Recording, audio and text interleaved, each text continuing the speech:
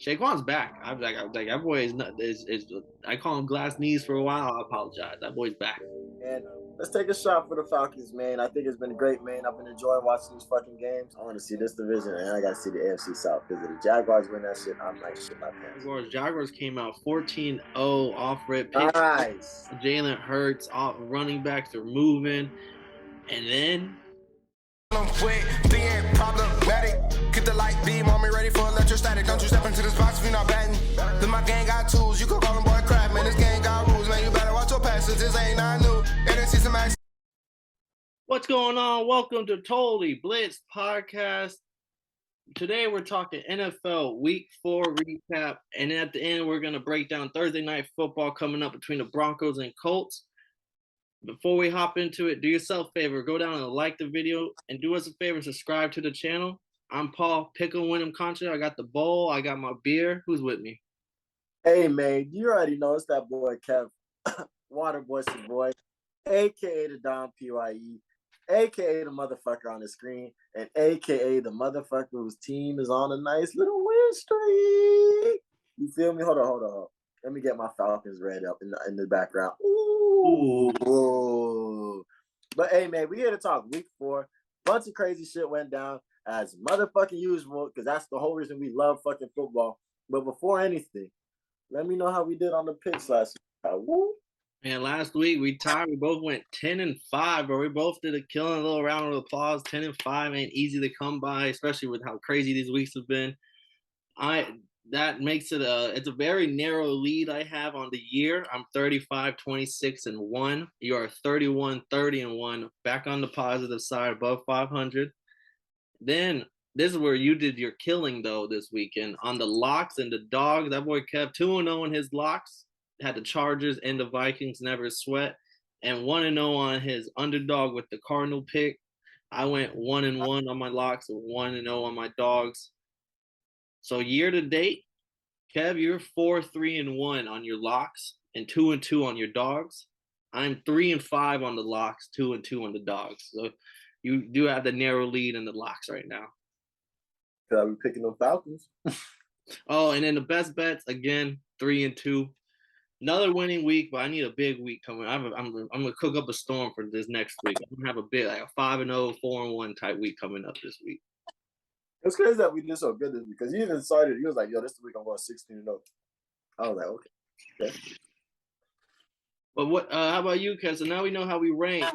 How you ranking these games? What's the category this week? What's the awards going to who? You already know, man. We got the motherfucking Water Boys games of weeks. You feel me, man? And I'm not gonna lie to you, this was a tough one. So I'm not even giving categories this week because usually I like to put in best ass whooping. And that's what I thought the Chiefs game was. I was gonna put until that second half. And you seen Brady throwing it at Mike Evans and shit, killing me on fantasy and all that bullshit. But this week, every game has something different. So my first game of the week this week is gonna be the Seahawks versus the Lions. Them boys went 48-45. We're gonna call this the Rusty Gun Shootout. I don't know why the fuck the people that snapped on this game snapped, but they came. Rashard Penny had 17 for 151 and 2 touchdowns on those big touchdown all second half too, because I took his over on yards. It was like 57, which he fucking murdered. But at halftime, it was like 5 carries, 15 yards. I was like, oh, yep, this is a G. That ain't gonna hit. And then all of a sudden, I see the highlight runs. I'm like, oh fuck. No cap, 2 touchdowns. TJ Hawkinson, I had to play against him in fantasy. 8 catches for 179 yards and 2 touchdowns. I love this. I love Hawkinson though, because before Kyle Pitts, Hawkinson was the highest. Yeah, and everyone always gives him shit for like y'all wasted. He's not that guy. So when he does do those type of guy performances, I'm like, oh, that's my boy. Prove them haters wrong. This shit's crazy. Fucking Geno Smith threw 325 last week. We say he won't ever do that shit again. 320 yards and 2 touchdowns. And the nigga ran 7 times for 49 yards and a touchdown. Hey, but no defense on either side. Like the Seahawks' first 4 drives, 3 touchdowns and a field goal. Nothing was stopping nothing. Just fucking. Nothing was stopping nothing. And the fact that the Lions, what they dropped like 22 in the fourth just to make this game as close as it was. But this is actually a term I learned this week. It's called scoregami. Oh, I follow that page on Twitter, or if I don't follow them, I always get retweeted when it happens. But yeah, this is the first time that's ever happened in the 48-45 game. And they said this is like the 1,377 different Total score. I was like, that's insane. I didn't even know people keep up with shit like that.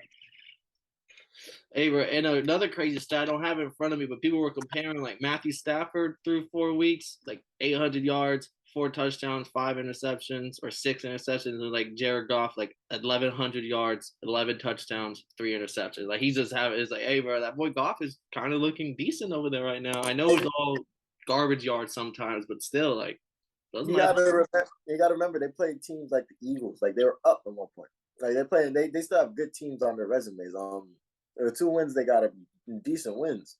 The Vikings, if Captain Kirk didn't go captain mode in that fourth quarter, it's still the Lions though. Like this is the Lions football we know. That's what makes us love them. But this is what's crazy about the Lions football. The line, Dan Campbell, Big DC. We haven't talked about him too much this year.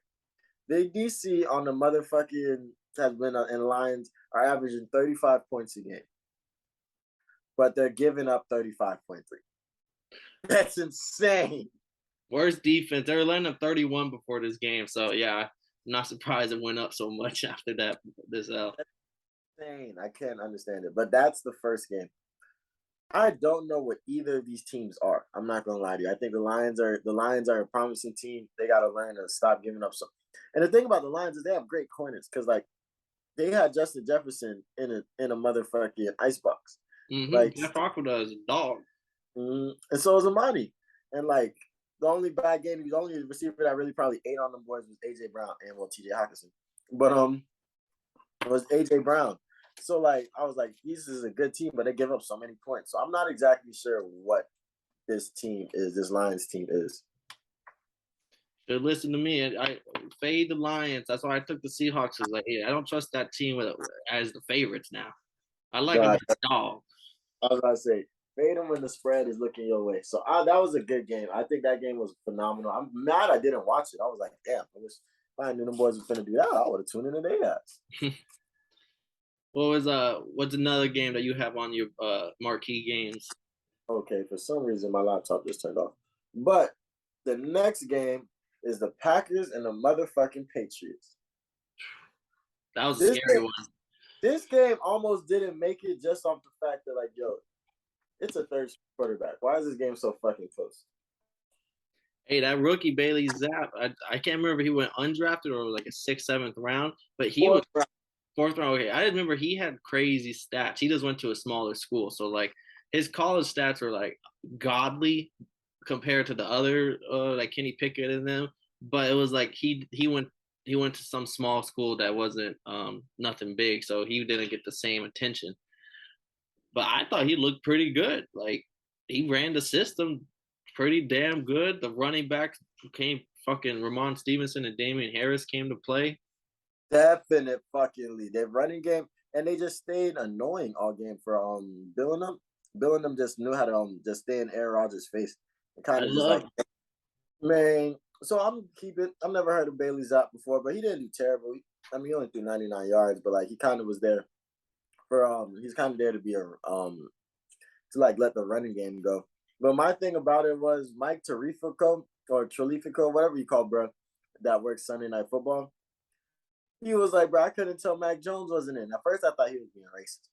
But then I was like, wait a minute. He's white.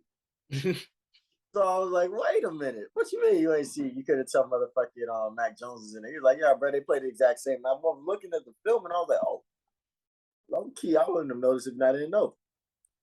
So that shows that, like, I don't really know exactly what direction the Patriots are going in, but I don't think the Patriots look at Mac Jones as the answer. He might be the long-term quarterback or the future quarterback at the moment, but I don't think he's the answer. But on to the Packers. What do you have to say about that? Just the way everyone's been acting too with like how Mac Jones basically told Bill, like, I'm not, like, Patriots said it was going to be a 4-week ankle sprain max. And then Mac Jones said, no, there's at least 6 to 8. And he might want surgery. And, like, just the way, like, Bill, I don't think Bill's ever had, like, that type of someone, like, against him. So, like, and if he feels like he can, look at what he was about to get rid of Brady for Jimmy G. Because he felt like Jimmy G could run the show, and he wasn't going to deal with some Brady shit. So, like, Bill Belichick is quick to be like, okay, like, and he's been talking about Lamar and, like, some things. So, like, I'm just like, I kind of agree. Like, hey, like, if Mac starts getting a little bit ego in his head because everyone's like, he made Pro Bowl after like 5 other QBs declined it, and like, no cap. yeah, like, so he starts getting, like, everyone's calling him the next Brady. They made the playoffs, so if he starts feeling like the Pete Carroll and Russell Wilson type situation, I heard someone compare it to. So, like, just something to keep an eye on, especially because Bailey Zappi is looking just like another Mac Jones. And maybe some people got to reevaluate how good Mac Jones was. Maybe it's just because Patriots has always been a scheme football team for me. But what about the Packers? So the Packers, I have a love and hate relationship with what the Packers did this week. One, Aaron Jones and A.J. Dillon are fucking insane. Aaron Jones, 16 carries for 110 yards. A.J. Dillon, 17 for 73 yards. They had 199 rushing yards altogether. Insane. These motherfuckers put up 400 points of 400 yards of offense. It still went to overtime with a motherfucking third string rookie quarterback. So, like, I feel like they made a lot of mistakes in key situations, and not mistakes like there were drops and just miscues and maybe this or somebody they had a lot of pressure on Aaron Rodgers. It's just like little shits, and I think this is stuff you can fix. But, like, that has to be frustrating as fuck for Aaron Rodgers. I felt like they had great defense for the pass game because, like, Rashawn Gary had 2 sacks. Like, he could get the pressure. Preston Smith and someone else had a half a sack each. But the rush game, you just saw the Patriots just run the ball, like, with the 86 yards, Damian Harris, and 66 yards, Ramon Stevenson, both about 4.7, 4.8 yards per carry. Like, they were running. They weren't trying to. Bill Belichick wasn't trying to trick you or nothing. Like, it was either a short pass or we're running the ball. And it wasn't against. It kind of reminded me of when the Packers played the 49ers every year. What are they doing? They're running the ball, and then they get a nice play action, short little pass, yards after catch, the shit. So this Packers team seems to be, I think, still weak against the run, no matter what the numbers are showing. If a team wants to run the ball, like, I think they can run the ball against them. It's interesting. And I think Romeo Dubes is the guy that Christian Watson was supposed to be.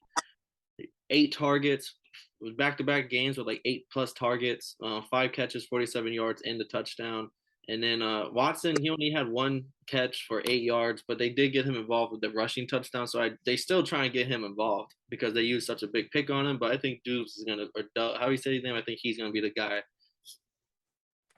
So Romeo Doubs is definitely a guy, and I look at him because I feel like he has so much more time to grow.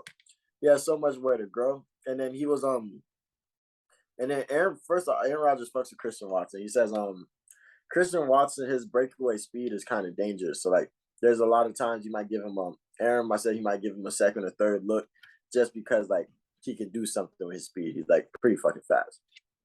But when it comes to Dobbs, I love Dobbs. I think he's a great player, and I think Aaron Rodgers can make anybody look great. And I think he's a stellar athlete, and they got him a steal in the draft. I want to say he got him like 4th round. But I think 5th. I think they went late for him. So the fact that he's over here getting targets, scoring touchdowns, and this game wouldn't have went in overtime if he had It's one of those tricky things. Like, I don't know how to explain it exactly. It was tricky. Like, the ball, because we all know that wasn't a catch, but it was like, come on, man. Like, it literally, the floor is what made the bitch fall out, like, not the defender. And, like, niggas is out of bounds. You feel? Niggas is in the end zone. So if it's a catch, and it's a catch right then and there. So that play dies as soon as the catch is made. Hell yeah, but that's interesting. But this is a team. They feel like Aaron Rodgers is solid. He threw 251 yards, 2 touchdowns, 1 interception that got returned for a touchdown. Right? No. Did it get returned for a touchdown? No. It might have. Hold on, I can double check. It was right before halftime, I believe. Yeah, no, it was a pick six before halftime. Okay, bet. So that was pretty bad. And then just seeing how like the Patriots defense can still get stops, and they got the great corners over there. Jack Jones, that was the one who got the pick six. They're still highest rated cornerback right now. That's dangerous. But Aaron Rodgers still looks solid. I just feel like they just got to tighten up a little bit over there. But that was a game. That was a pretty good game. That was a fun game to watch and stuff like that. But on to the next one. Do you have a third one for your Waterboy games? Oh yeah, I gotta run through these next two really fast because I couldn't decide between these last two. So I said, fuck it, put them both in. So what you want? Top of the morning or comeback kids? Oh, you can go to the top of the morning first, since it was top of the morning. We was across the motherfucking pond. Vikings versus Saints, London. Saints ain't shit. Chris Olave, a dog though. Big numbers. Gainwell, he got hands, that number one dude. So motherfucking, but my biggest takeaway from this is that Jake Jett has torched the fuck out of Marshawn Lattimore. Over there in London, in the Tottenham Square, they had the motherfucking Ted Lasso. I don't even know what that is, but that's something that kept getting brought up on a couple podcasts. You never seen Ted Lasso, bro? That's one of the best shows. Yeah, but is it old? No, it's been it's pretty recent. It's right up you would love the show. It's on Apple TV. That's why you probably never. But it's on the I have a way for people to watch it, but Apple TV. I know you don't have Apple TV. It's not as popular, but it's like the reason why people get Apple TV is for Lasso. Oh wow. Yeah, no, that show is fire. I respect it. But what did you see in this? Because they lost. It was a close game. Saints started coming back. They lost off of a 61-yard double doink. That's the word everybody keeps using. That bit looked like double. Like, you ever seen a shot? You know when the shot, you throw up a shot and it hit double rim and hit the back of the double rim? That's what that shit looked like. Because it was long. Like, he has a leg. That bit said doof, doof. Yeah, he hit a 60-yarder before that, and didn't end the game. So then it was like 1 yard further, and he had the distance. It just hit off the thing. Man, they didn't have Kamara, they didn't have Michael Thomas, and they didn't have Jarvis Landry, and they still have been. Andy Dalton did not look bad for somebody who didn't have the weapons. I think he makes quicker decisions than Winston does, and that kind of helps him because the offensive line is still not holding up well. So like if he can just make the quick read and get it out, which is what he is known to do, they might be able to cook something up while Winston's trying to get better. But hey, like Captain Kirk, I guess it wasn't prime time. Nah, that's funny as fuck. But nah, this was a fun game to watch. I actually ended up having to stay up all night because I looked up, like when I was done watching, I went to go watch that new movie, Smile, which is actually pretty fucking good. And then I had hung out, we was chilling, we went to go get drinks and stuff, and it's 2:00.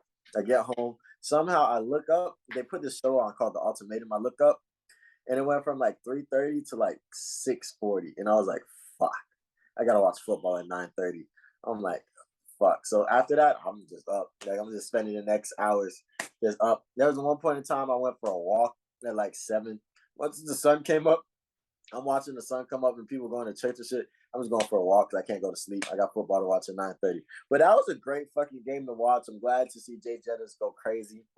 Alexander Mattson got me some points on fantasy. KJ Osborne ain't shit, but we're not going to say that because the play before Madsen's touchdown was a touchdown to KJ Osborne that got taken back. Yeah. But we across the pond, man. So the last game, the Water Boys, games of the weeks. This was a little longer than it needed to be. We got the comeback kids again.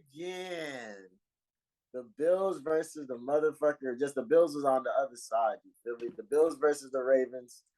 The Bills come back again this time, down from 17.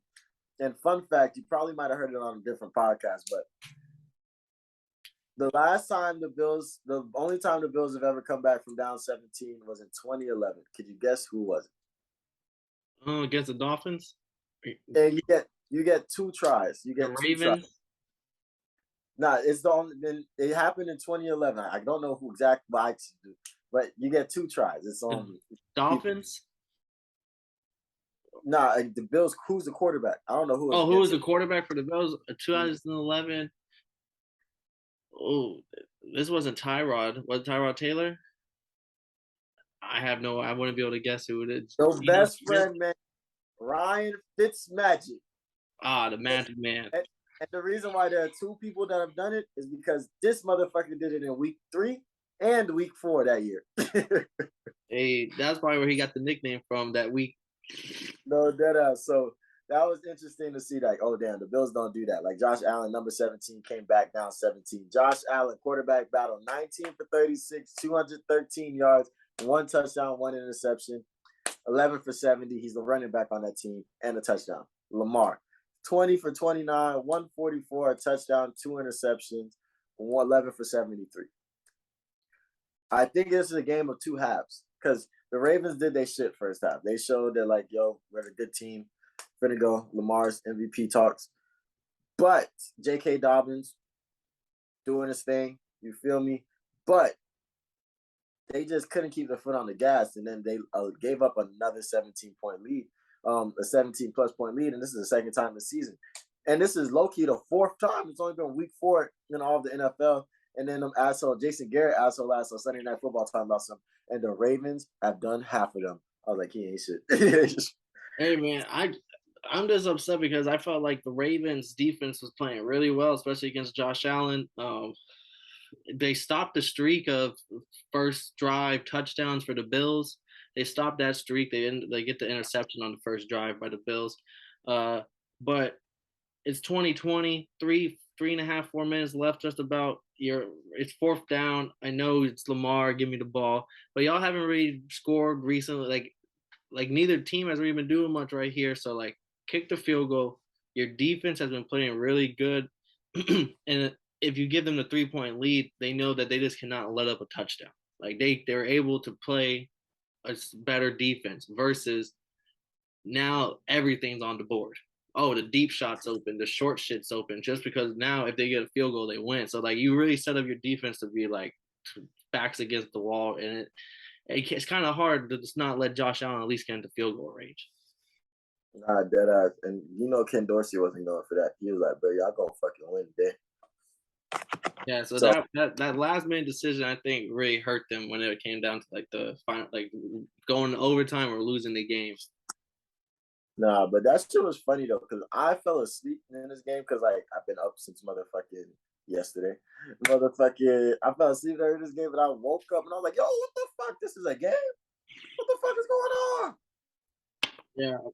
Yeah, but Josh Allen, I mean, he was rolling, but back-to-back weeks, I felt like he not struggled, but just had his worst performances. Like we're seeing the side of Josh Allen that is making mistakes, throwing turnovers, forcing throws like young Josh Allen used to do. Like that was his big issue. He has a lot of turnover-worthy plays, and we're kind of seeing it happening. I think he's just frustrated. I think the season's starting, so we'll see what they goes on.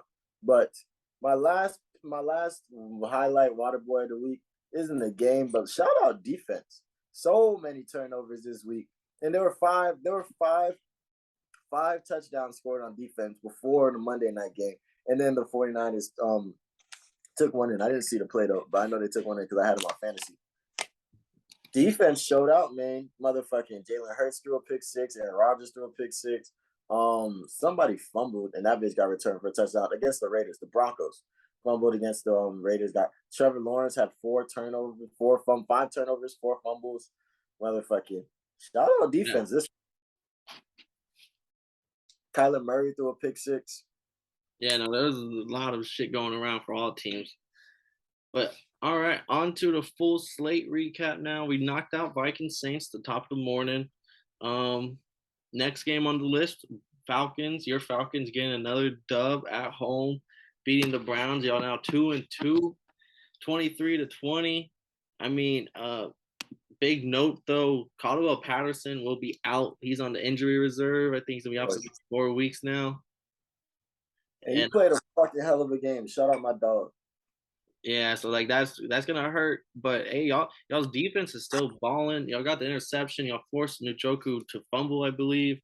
The defense is I think the biggest thing because y'all are getting these stops and sacks and shit that y'all weren't getting last year. Like y'all were getting rolled over last year. I feel like for a lot of the games right now. Like Nick Chubb had a good game, but it's kind of hard to stop Nick Chubb. Like Nick Chubb. Nah, bro, I'm so motherfucking proud of my motherfucking boys because this has been another fucking. Because if you look at it, bro, we could really be a 3-1 team, 4-0 arguably. Like, don't have that meltdown against the Saints. Cool. Don't finish the comeback against the motherfucking against the Rams instead of throwing that pick to Jalen Ramsey. So shout out them boys for playing. I don't think they're gonna play like this the whole entire season. And let's take a shot for the Falcons, man. I think it's been great, man. I've been enjoying watching these fucking games. And what made me mad was the beginning of this game because I'm watching get off with the run. I'm watching Jacoby Brissett running touchdowns and shit, and I'm like, how the fuck? But they ended up they put something together. I think Arthur Smith and Dean Pease are like we're really setting shit up to like work. I understand Marcus Mariota, the turnover machine, but like it's okay because he's still playing his fucking heart out every week. That's all we need. And that's why your defense, I think, is not getting the credit it deserves. Because Mariota, I think, was like 4th or 5th on turnovers this year, with the fumbles and picks. So, and y'all's defense is still like not y'all aren't looking like the Lions, lining up 30-something points per game. Like y'all's defense is keeping you in the games. The offense is still rolling. Your rookie Travis, I think Alliger, he came in and he had like 84 yards. Like he came in, like stepped right in for Patterson. So that looked good to see. Shit's beautiful, man. It's a good day to be a motherfucking Atlanta Falcon, man. All right, on to another game. Another team that a lot of people didn't expect to be 3-1 right now, and they still are. Cowboys beating the Commanders 25-10. I mean, Carson Wentz holds on to the ball too long, and that offensive line can't block for shit for him. So this is like a recipe for disaster. It's the tale of two teams, right? Motherfucking their defense is great, and Cooper Kush is keeping them in the motherfucking is keeping them in the game. He's looking motherfucking composed. Spirits. But the cool thing about the Cowboys is the spirits are high over there right now. So I feel like the Cowboys have always been a big energy team because that's why they do so good when they're making splash plays and just big games and shit like that. That's when they look the best. That's when they're at the most confident. But I respect how like Cooper Kush, Kellen Moore, they're just kind of just working together. Like CeeDee Lamb, I'm still bringing this up. CeeDee Lamb literally dropped a touchdown last week. Kellen Moore's just in his bitch. It's all good, man. We got this. We're gonna figure this out. So everybody's not only there is it the next man up, but the next man has the next man's shoulder to lean on. So that's fire. I fuck with that. Dan Quinn doing his thing over there with the Cowboys. Yeah. With the fucking Cowboys right now, their defense. Not Randy Gregory. Who's Michael Parsons? My glass. They said Michael Parsons is such a big deal. Like you gotta figure out where he's at all times. Because he can be all over the place. And fun fact, Michael Parsons was like the number one, not the number one, but he was like a top. He's definitely the number one running back. He's number one running back in Pennsylvania. Oh, yeah. The boy's an athlete. Yeah, like he was real. That's why he can just literally run around like a motherfucker. Like he beat Justin Fields in the 40. He's an athlete, boy. No cap. Like I'm pretty sure he probably beat Kyle Pitts too. Motherfucking. But that's what like that defense to see that defense rolling. Trevon Diggs not really giving up plays like that. I gotta go check the PFF stats. But like he doesn't look like somebody you can kind of just peek at. So the Eagles are looking real unstoppable right now. But the fact that they're keeping up with these wins right now, and then it's a long season, boys is looking promising. But what's up with Dak though? Dak's Jerry Jones actually said recently he can't hold a football, so he's still gonna be out for some time. Diggs got an interception this game, so Diggs is like keeping the interceptions rolling back-to-back weeks. Fucking one thing to note though is rookie wide receiver for the Washington, Dotson. He had a touchdown again, so he's been killing it with the touchdown. He's getting it in the red zone, but he just tweaked his hamstring. He's gonna be out for 1 to 2 weeks. Ouch. Yeah, and but on positive note, the rookie running back Brian Robinson, he's back on he's getting cleared to play soon. Like he's like everything's looking real good after he got shot during training camps and everything. I gotta go check their film. But my only question. Oh, that's the one that got shot. Yeah, Oh, he's the Alabama running back. nice. I'm glad to see that boy back on the field. Congrats, He's man. getting But cleared already too, so he might be playing next week. So like, we'll I see. like it. Antonio Gibson hasn't been playing too well either, so uh, we'll see what's going on with that run. Maybe he comes in and changes some shit. Yeah, now you got a chip on his shoulder. But my biggest thing is that motherfucking why did they not get in the ball to Scary Terry? I'm gonna be watching this next game to figure out why the fuck is somebody that a lot of people probably drafted in the top 5, 6, 7, 4, 5 to 6 rounds not getting the ball. Yeah, shit. No, that whole offense is looking stagnant right now. We got another game. Let's see, we did the Seahawks Lions. Oh, here's one right here. Titans being the Colts. You had Colts, I had the Titans. Derrick Henry again, but this is back-to-back weeks. Titans scored 20 plus points in the first half and nothing afterwards. I want to put some respect on Derrick Henry though, because like he had a great game this fucking week, and like his touchdowns, this nigga's going into this person. I keep calling them niggas. This person is really going in there untouched. So the O line, when it's holding up, it's holding up, and like Pat McAfee and them boys was making the best. You don't want Derrick Henry. You're not supposed to let these chuck plays going for Derrick Henry in the first half. You kind of want these third and fourth plays because the defense is worn down a little bit. But to see Derrick Henry doing that, Derrick Henry's like picking up early on these teams, I think is dangerous because that's also probably one of the reasons why they don't really score afterwards, because now they're kind of coasting and they're just like running it down. Yeah, hey, and that's perfect game plan when you have Derrick Henry. The Colts wish they can be doing that, but Jonathan Taylor, 20 carries, 42 yards. He hasn't really had much going on this year. Matt Ryan's been forced to throw 40 passes a game, which that's not why you wanted to bring Matt Ryan in. Like they're the worst. I thought the Panthers had the worst offense. They probably do on paper, like watching them wise, but the Colts are the lowest scoring team right now in NFL. So they're just, yeah, it's not. This is not the start you want. 1-2-1. Then we have the Giants beating the Bears. I had the Bears here. I thought they really could pull it out. They look good early. I mean, I did call this will be the game where Darnell Mooney probably gets a deep shot here or there. And he did. That boy had like 93 yards. One of them was like a 50-yard pass. But they just score. I want to say I went to go use the bathroom, and I came back, and that was the first play that I seen when I came back on Red Zone. And I was just like, this motherfucker Paul. I really hope you said anytime touchdown, Darnell Mooney. But this game was cool because first off, my boy Danny Wills was getting off. I think he scored 2 rushing touchdowns. Yeah, the first one was the nasty one where he's like a 20-yarder. My boy, nice. I mean, they're getting the wins and they're beating teams that they're not supposed to be because they're the Giants, but they're getting dubs and they're stacking the bitches up. Oh, Jamal Williams is nasty. That was me, that stiff one. Massive injuries though here. Danny Dimes is out. Won't be. Tyrod Taylor came in 3 snaps. Then he got hurt, and he's going to be out. They had Shaquan taking snaps, direct snaps, and running the ball to end that game with the lead. So, like, they're bringing in quarterbacks right now to fill in the role because they have no quarterback at all.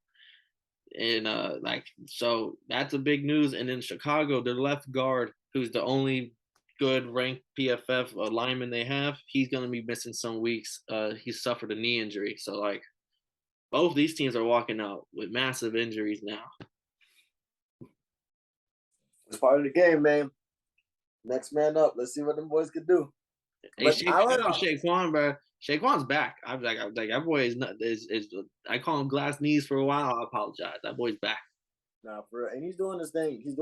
Literally, he's beating you. He's beating you on the runs. And once you start stacking the box, he's taking off on these screen passes. But this is funny because them boys playing London next week, I believe. Yep, against the Packers. So they don't. So like they have the third string, but like they gotta go like have tryouts and shit. They gotta figure out who their other quarterbacks are gonna be. Like a backup quarterback gonna be in this game. And one of the things they have to worry about, like yo, bro, you got a passport? Yeah, like, this shit done. Like, yo, bro, you got a passport, bro.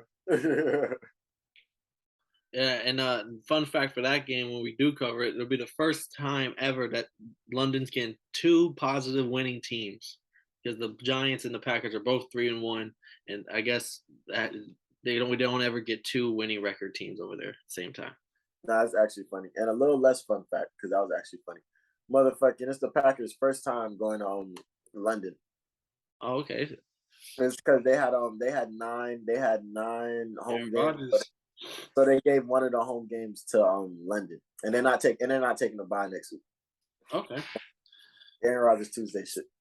On to the next game. This game was kind of fun here. The Eagles beating the Jaguars. Jaguars came out 14-0 off rip. Nice. Jalen Hurts, running backs are moving, and then Trevor Lawrence came. Trevor Lawrence with the fumble. Like some of the fumbles was just like he got blew up on, or he just it was a rough day. I think he's like the first person of the century or the decade or whatever to have 5 turnovers in a game, or 4, whatever the number was. I want to say it was first person this century to have 4 fumbles. Like no position, no matter what the position. Yeah. Hey, shout out the resilience of the Eagles and Hassan Reddick. No one ever talks about him, but I think he had like 11 sacks last year on the Panthers, 12 sacks the year before on the Cardinals. So he's a double-digit sack like monster. This Eagles D-line has signed him, plugged him right in, and like what do you have 2 sacks this game? Forced those fumbles. No, that's one thing, but this team showed real resilience, and they're the only undefeated team for a reason. A lot of people are saying the Eagles are all the way back. I just feel like they don't have a tough schedule, and the tough schedule doesn't get no tougher after this. And I'm not saying they got easy shit. They're gonna breeze their way into playoffs, because once you're in the playoffs, you're there, homie. And they're looking like they're finna win the division, no problem. But just to see Jalen Hurts kind of run the team like he is, and like, for example, when he took that fucking hit on that fucking touchdown run, he's over there getting up like I'm just like, that's a dog. That's a dog. You feel me? Hey, and James Agnew, we never said his name before, but he had 2 touchdowns for the Jaguars. He was really like I don't know why he was in the game, but he was using every moment he could, and he was getting them like he was balling for the Jaguars. Nice. I like to see it. Love to see it. Next game, Steelers versus the Jets, and Steelers had it in their grasp, and then the Jets rally and get the win, 24-20. See, this is where I have questions. Starting. I have so many questions on this game, because this was one I didn't even look into, because I was like, I seen Zach Wilson hit that gritty, and I was like, I don't need to know what they got going on over here. I'm Gucci. But they're saying Zach Wilson looked good first game back. Kenny Pickett didn't have a single non-caught pass. Technically. Like, let me know, pal. We'll break this down for the homie real quick, because I know you looked into this. All right, so first, I love this little thing. Like, I swear this is a more normal stat within the last recent years, but very first pass, Kenny Pickett was an interception. And like Winston, that was happened to Winston. That happened to someone else, I think, last year also. Maybe Kyler Murray on his rookie year. I just remember, like, there's a trend of like all these quarterbacks first throw. Joe Burrow throw a pick? Probably Joe Burrow. It was along those lines of like a good talent still. But the run game for Pittsburgh still hasn't got going. That's what's kind of killing the offense. Trubisky has this. He just holds on to the ball. He kind of reminds me of Carson, kind of way he holds on to the ball. And I think Tomlin was getting pissed off with that, because at one point they flashed the camera over to Tomlin. You can clearly read his lips. He says, "What the fuck?" So, and then Trubisky got taken out the game shortly after that. So Pickett, I won't say looked bad other than the 3 interceptions, but one of them was like Hail Mary type shit. Like, we're trying to win this game. Zach Wilson, I won't say he looked good, just because I just felt like he wasn't like, I know the left tackle is out, so again another left tackle got hurt, so they're on like their 4th left tackle. So like yeah, I understand it's not all his fault. First game back, but the 2 interceptions he threw, I just feel like he's missing throws on like open guys, like someone cutting down the middle for 10 yards, and he just kind of misses it bad. But we'll see. He also moves around the pocket way too much, but I hear Jets fan are like, I know some like Keyshawn is all like he believes in him. So there's high hopes that he is the guy, which is the biggest thing I think. He caught a touchdown too, so he got that drip in him. Yeah, I mean, they changed it for the Philly special to the New York special, but I look at it like this. This team is better than they were last year. This The defense is really good, I think. Yeah, this team's improved in a lot of critical areas, and everybody's young, so they can build. You don't really see no old motherfuckers that play for the Jets right now. Like, when the Bills weren't that good, they had old people on the team. Like, when the Jets, they're just a young ass team right now. Robert Saleh doesn't look like just a lay down and fucking get ran over coach. Like, there's a chance to win. They're gonna win that motherfucker. You learned that against the Browns. So I'm not a Jets fan, but I think this team is promising. They can get better throughout the years. But if they can but I want to see this core that they got right now get better. Yeah, no, they're deep. Saleh as a defensive coach. His defense is finally on all cylinders.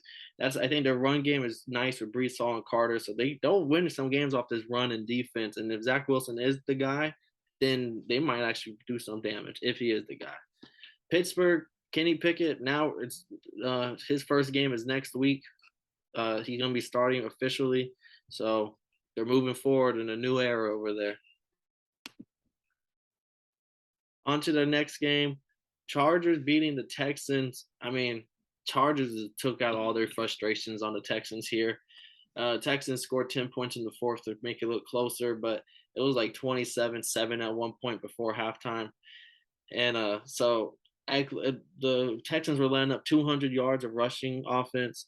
Eckler, he had 3 total touchdowns. He balled out. Like, this was a game everyone's been talking about. Where's Eckler been? I used the number 3 pick on Eckler. What the fuck? This is why you did. Yeah, this is why you did. This is Eckler is a scoring machine. He can catch, he can run, and they utilized him perfectly here. Eckler scored 34 points for me this week, and I still lost. I will shout out the motherfucking Texans running game. Damon Pierce and Rex Burkhead kind of did their thing. 75 yards. I was gonna say, how long was that? 75 yards. That's far. Chomp chomp. You know, I was explaining to somebody field goals, how the yardage system works, because like I told him he threw it 20 yards, and she was like, "Oh, okay." Like, you don't understand. There are 3 feet in a yard. He just threw that shit 60 feet. Like, there's some distance in this. Like, when they was doing the field goal for the Saints games, I'm explaining them like, yo, 61 yards. What's 60 times 3? This boy's gone. This boy's 180. Yeah, 183 feet back from the field goal in London. And he almost made that motherfucker. Shit, yeah, no. Texans, I think 0-3-1. Now they're the only winless team because the Raiders got the monkey off their back this week. So they got to do something. Davis Mills, all them boys got to start doing something. Damian Pierce is looking pretty good, looking like. I'm not gonna lie to you. I don't think Davis Mills is it. Yeah, I'm kind of reeling back my take on him right now. Yeah, like, it was cool when you could say that he was a rookie. We didn't even expect him to start. The whole Deshaun Watson situation, we could bring that up anytime we talked about the Texans. Now it's just like all that's gone. Got a new coach, and nothing's changed. Yeah. And this is the same coach that took Jay Cutler to the Super Bowl. And Jay Cutler was a dog. He was smoking a cig at halftime, right? He a legend. On to the next game, Panthers versus Cardinals. It was looking kind of scary for a little bit. Kyler threw a pick 6, I believe, early. Panthers are up 10-3 going into the locker room. And then Kyler, I think he ended the game with 12 rushes. Not too many yards, but the fact that, like I say, when he runs the ball, when he's playing his backyard football, like, they'll win games. And that's what they needed to do in the second half when they scored, and they ended up. And Panthers' offense is just not there. Atrocious. But Christian McCaffrey's still gonna get yards. I understand his not load management, but I kind of like the way they were playing him, not doing too much extra crazy shit, but like just making sure he's a factor. Like, he still does his thing. He gets impactful runs all the time. And having another 100-yard game. I want to say he had 100 yards this game, or 70. Okay. Yeah, he had a good game. So, like, that's good, but like, that's all this offense can say about themselves. Like, DJ Baker Mayfield, who you finna put in? Sam Darnold? Like, this team's stuck. Yeah, and Cardinals, everyone's 2-2 in their division, so they're still alive. They're just hoping until D-Hop comes back, and they're willing their way to it right now. On to the next. D-Hop on my fantasy team. Yeah, D-Hop be back in a couple more games, just 2 more weeks. Next game, Raiders get their first win, get the monkey off their back, and they beat the Broncos. Josh Jacobs, hey, they're trying him on the whole, like, hey, you might not be the long-term answer here. And I feel like the start of this year, this game especially, Josh Jacobs is proving like, hey, I'm RB1. All right, my spot is secure on this team. Nah, deadass. I got Josh Jacobs in fantasy, so like he's solid. He's cool. He's definitely somebody I'd want on my team. I don't think he's like a top 5 back just because like Josh Allen is a running back. Like those are the running. Lamar Jackson is a running back. No, not top 5 definitely, but like a top 15 guy. But he's just like a solid. He's a solid dude, good starter, great for fantasy. I fuck with him. He scored 3 touchdowns this week because he's not no fucking joke. Hey, and Russell Wilson, technically his best game, 237 yards, 2 touchdowns, and a rushing touchdown. So they scored 23 points. I think this is their first game going over 20. So Broncos are like maybe they're slowly getting. They're 2-2 and it looked rough. Maybe they can build upon this. I don't know, bro. I don't know. I don't know either, bro. Javonte Williams is looking gone. Patrick Torn ACL. Yeah, Patrick Surtain is definitely the best. One of the best corners in the league right now. And the defense is doing all they can to help Russ. So maybe they can start. They can lean on it. They will be missing Devontae Williams for the rest of the year. Melvin Gordon, if you drafted him, cha-ching, like your 10th round pick just paid off because now Melvin Gordon is gonna get 25 carries a game. He's gonna be back onto the RB1 track like he was on the Chargers. It's just tragic. He's a free agent in a couple leagues. But my stupid ass motherfucker didn't pick him up last week. I said, nah, I got you, Williams. What I need both of them for? Hey, you better hit them waivers. Bro, I'm like 11th on the waivers. That'd be the killer. That'd be the killer right there. I'm like, this is some bullshit. Everybody finna go get him. I bet you it's gonna be that dirty nigga Kyle. Dusty. But let's round out these last 2 games. Sunday night football. Chiefs beating the Buccaneers on primetime in Tampa Bay. What did you see here on these boys? Oh my, I enjoyed this game. I just look at the Chiefs like they were talking about him on NFL Live about Pat Mahomes, right? So my ass, coming in this game, I'm like, yo, I'm down 80 to like 120. No, I'm down 80 to like I'm down almost 50 points. I said a lot. I'm down, but I still have Cooper Kupp, Matt Gay, the 49ers defense, and Pat Mahomes to play. So I'm just like, yo, Pat, if you score 50 right now, I ain't got nothing to worry about. I only got to check that shit in the morning. And I'm just watching this man just tear apart this. Because one thing about the Bucs is they gonna chase the fuck out Pat Mahomes. They gonna chase him like a runaway slave. They gonna chase him like some dogs and he a piece of fresh meat. Like, they gonna chase the fuck out of Pat Mahomes. But the fact that he kind of took on a challenge and he's back in the same place that he lost this fucking Super Bowl in, probably his worst loss that he's had in a while. Some motherfucking just watching him just put on the magic. Him and Andy Reid, the calls that they're calling, motherfucking is fucking phenomenal. And I'm just I want to get mad because like there's points in time that like they're not throwing it. They're calling these trick plays, like the trick play with the tight end. He took the snap and ran that bitch in. I was like, that's fine. Like this man Pat Mahomes over here talking to Andy Reid on the sideline and shit. Like these motherfuckers are just nasty. The Bucs defense is not no slouches even slightly. I'm pretty sure they're ranked at first or second or third when it came to definitely passing offense. And for him to just get every single receiver he could find involved, he's getting the shit figured out. He's staying composed even in critical times. When Kelsey dropped the I want to say it was a 3rd down or 4th down, he was like, no problem, man. You straight, man. We got this, man. We good, man. We'll kick this field goal, no problem. Like, they look fucking great right now. And those are the mighty, mighty Chiefs I've been talking about. Yeah, but his offense is still the Chiefs' offense. No worry about that. The Buccaneers, Brady looked good in the second half. Early was looking kind of rough. They're down early, though. Like, they had a total of 6 carries for 3 yards all game. Like Leonard Fournette, 3 carries, -3 yards. That's what he ended with. He did end with negative yards. Yeah, so like offensive line and pass block all game long. I know they're fucking exhausted. They're getting their ass beat. Like this, you're not mauling. You're only getting hit at this point.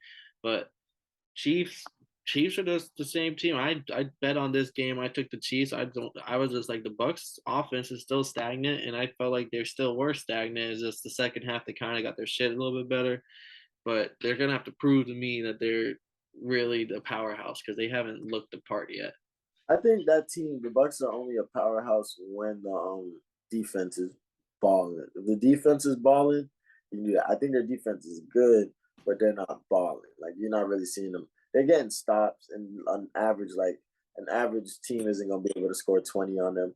But motherfucking, it's when their defense turned up and is over here picking off Aaron Rodgers and making Drew Brees look like a child. That defense is what brings the energy to the team, and that's how the running game gets involved. And once Tom got defense and running game, he does whatever the fuck he feels like. Yeah. So I think that's the thing about that team. But this Chiefs team is they made the best point ever. We gotta stop treating Pat Mahomes like LeBron James, like because bro is young as fuck. But like every time you get a chance, even though a lot of people believe Lamar Jackson, oh that's a cool shirt. I just noticed that. But everybody talks about Lamar Jackson is the best one, which I also believe so. And I think Josh Allen is going to win the MVP this year. But we got to put respect on Pat. We got to stop trying to LeBron him and start putting you. He's the best that he's probably going to end up being the best that we ever seen. Like, and this just shows that he has the perfect situation. And the fact that he can do all these things, like that touchdown when he literally probably had half a toe from going past the line of scrimmage, he just floated that bitch up. Like that's literally a work of art right there. That was beauty. Yeah, no, 100% agree. Like he might even be winning MVP just because the run that he's on right now. The Chiefs still look as dominant. They're a powerhouse. We'll see because I think they have some big games coming up also. So we're gonna see all the we're gonna get some fun matchups coming up soon for them. No cap, and like that shit's crazy. And shout out that boy Jay. I seen that boy on Instagram. He was at the game. That's fine. That boy got to see Pat Mahomes and nigga Brady play in person. That's fine. That's fine. On to our last game here, Monday Night Football. The Los Angeles Rams going to San Francisco, the battle of 2 California teams. It's McVay versus Shanahan. Shanahan owns McVay, and it was all on display last night, or not last night, but on Monday night, 24-9.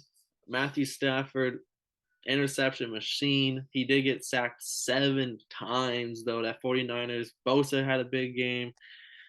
This Rams, they're just the offensive line porous. They lost their center now again. Like the center that they had starting that game and they got hurt, he's gonna be out for like 5 weeks. So they're not only gonna get worse. The run game, 18 carries, 57 yards. There has been no run game all year. Cooper Kupp, 19 targets. Tyler Higbee, 14 targets. That's all he's looking at still. And we've been talking about this issue since week 1. Like we're 4 weeks into it and he still hasn't adjusted the game plan. No cap. But here's my thing, right? I'm gonna pull out some analytics on motherfuckers. How good this 49ers defense is. I was getting my ass whooped in fantasy. Oh yeah. Not Alex. I keep killing me on that. But the 49ers did help that not be too bad at ass whooping. But I was getting fucked up by 50 plus, and Brett still had 2 people playing. But I had Matt Gay, Cooper Kupp. But none of them niggas had shit on the 49ers defense. I ended up winning this bitch 200. But I ended up scoring 200 points and winning by 40 after being down 50 a Sunday night. That was it. 7 sacks, a pick 6 for 52 yards. They don't count tackles for losses, but they had 9 of those. There was stuff in the run game. They literally were only giving up field goals. And guess who had the fucking Rams kicker? Here's a fun fact here for everybody. Cooper Kupp this year has 42 receptions. Justin Fields has 34 completions. That's crazy. That is an absolutely insane stat going into week 5. And then to compare Cooper Kupp last year on his crazy season, through 4 weeks, he had 30 catches, 431 yards, 5 touchdowns. This year, 42 catches, so 12 more catches, 402 yards, 30 yards less, and then 3 touchdowns. So he's on pace to break his catches and put up the same amount of yards. So Stafford and Cooper Kupp connection is legitimate. Is it legitimate or is everything else illegitimate? And it's just that's the safest bet. That's my guy. He seems to be. If they play zone, I think he doesn't read anything. He just goes to Cooper Kupp type thing. But the moment he reads a zone defense, it's like, oh, Cooper Kupp's gonna know where to be. Yeah, I respect it. But my thing was they really was calling bro a Hall of Famer last week at the end of last year, and I was like, oh wow, I fuck with bro. I actually liked him in Detroit, but like this is showing you that like he's still he's just the Matthew Stafford. Like the dude on the lines is literally him. Yeah, no, man. He always has been a yard machine, touchdown machine, but he's sloppy with the interceptions. He's like a Brett Favre copy that guy. Like he's gonna throw it. And he can he knows how to be able to pimp a motherfucking receiver to turn that motherfucker into a history maker. This nigga Kenny Galladay got bread off of that because of Matthew Stafford. Yeah. Hey, now everyone in that division is now 2-2, including the Seahawks, who are overperforming like a motherfucker right now. So it'd be interesting to see again this division. Nah, that's actually fun. I want to see this division, and I got to see the AFC South because if the Jaguars win that shit, I might shit my pants. Facts. But that's been the whole recap. Kev, you can break it down for them boys. Head on out.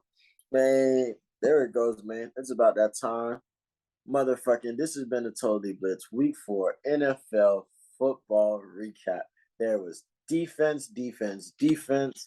Motherfucking, we had Bill Belichick motherfucking spazzing out about the bullshit. And we learned motherfucking the Lions just will always be the motherfucking Lions. It's motherfucking NFL. It's coming through. We're coming every week with the hot shit, the crazy shit. Make sure you stay tuned. We got the Thursday night football preview coming soon. The NFL Week 5 preview dropping motherfucking Saturday. So y'all boys stay tuned, man. And if you didn't know, I'm in this bitch with Totally Blitz motherfucking CEO, Paul Pickett Winter Concert. I'm your boy, Kev Waterboy, your boy, and use a motherfucking beat. Passing out the medicines. We've been on that rock star regimen, knowing that I'm heaven sent, higher than I ever been. I got a problem with